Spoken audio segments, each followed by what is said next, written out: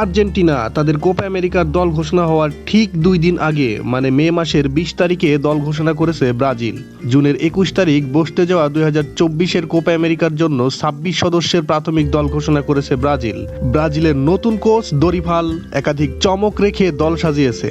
বলতে গেলে যারা নিয়মিত ব্রাজিলের খেলা দেখে তারাও অনেক প্লেয়ারকে চেনে না বা নাম জানে না। এতদিন তো ব্রাজিল সমর্থকরা আর্জেন্টিনাকে নিয়ে ট্রল করে বলতো তাদের দলের 11 জন প্লেয়ারের নাম বলতে, আর এখন হবে ঠিক উল্টোটা। যাই হোক, গ্রুপ ডি-তে ব্রাজিলের প্রতিপক্ষ কলম্বিয়া, প্যারাগুয়ে আর কোস্টারিকা। ব্রাজিলের প্রথম খেলা জুনের 25 তারিখ কোস্টারিকার বিপক্ষে। জুনের 29 তারিখে দ্বিতীয় ম্যাচে প্রতিপক্ষ প্যারাগুয়ে।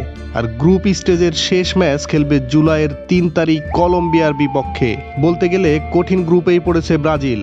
দেখার বিষয় এই নতুন দল নিয়ে কেমন করে ব্রাজিল। কথা না বাড়িয়ে চলুন দেখে নেই কারা আছে ব্রাজিল দলে। গোলকিপিং এর দায়িত্বে থাকবেন অ্যালিসন বেকার, যিনি লিভারপুলে খেলেন। অ্যাথলেটিকো পারানাইনসের গোলকিপার বেন্তো আর সাও পাওলো এর গোলকিপার রাফায়েল।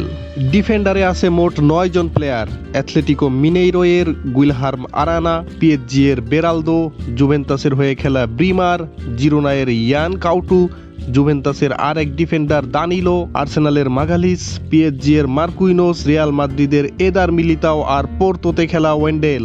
মিডফিল্ডের দায়িত্বে থাকবেন এডারসন। হ্যাঁ, আপনি ঠিকই শুনেছেন, এই এডারসন ম্যান সিটি এর গোলকিপার না, ইনি হলেন আটালান্টা এর মিডফিল্ডার এডারসন। মিডফিল্ডে আরও আছেন ওলভসের জোয়াও গোমেজ, নিউক্যাসলের গুইমারিস, অ্যাস্টন ভিলার ডগলাস লুইস, ফুলহামের আন্দ্রেস পেরেইরা আর ওয়েস্ট হ্যামের লুকাস পাকেইতা।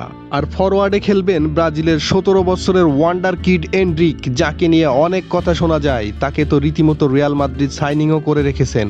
শোনা যাচ্ছে সামনের সিজনেই রিয়াল মাদ্রিদের হয়ে খেলবেন তিনি। যাই হোক, ফরওয়ার্ডে আরও যারা আছেন তারা হলেন পোর্তো এর ইভান লিসন, আর্সেনালের গ্যাব্রিয়েল মার্টিনালি, পোর্তো এর পেপে, বার্সেলোনা এর রাফিনিয়া, রিয়াল মাদ্রিদের রদ্রিগো, জিরোনার হয়ে খেলা সাবিও আর রিয়াল মাদ্রিদের হয়ে খেলা বর্তমান সময়ের সবচাইতে আলোচিত নাম ভিনিসিয়াস জুনিয়র। তবে অবাক করার বিষয় হচ্ছে ব্রাজিলের নতুন কোচ দরিভাল বেশ কিছু সিনিয়র প্লেয়ারকে দলে জায়গা দেননি।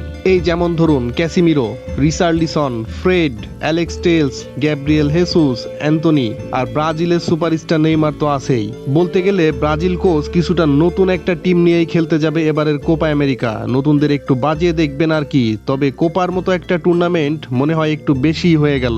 যাই হোক, এই ছিল ব্রাজিলের কোপা আমেরিকার স্কোয়াড। কেমন হলো ব্রাজিলের দল জানিয়ে দিন কমেন্টে। খেলার সকল আপডেট পেতে স্পোর্টস বাজের পাশেই থাকুন। Please subscribe to my channel and পাশে থাকা বেল আইকনটি ক্লিক করুন।